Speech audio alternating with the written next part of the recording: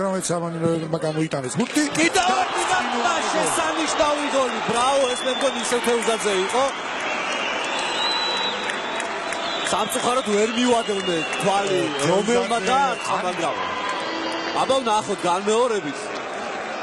აუცილებლად დავინახავთ, მაგრამ წინვალე დარტყმა რო შეასრულა საქართველოს ნაკრების ფეხბურთელმა ფაქტია და წესით თეუზაძე უნდა ყოფილიყო, იმიტომ რომ მან მოაწოდა კუთხური. აბა ვნახოთ განმეორებით.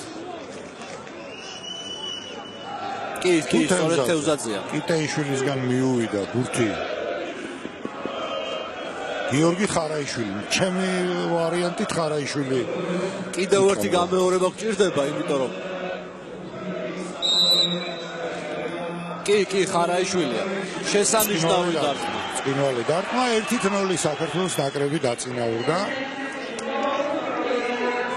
გოლიც არის და გოლიც ძალიან ლამაზი გოლი გაიტანა ახლა გიორგი ხარაიშვილმა. ნახეთ თეუზაძის მცდელობა და მეორედ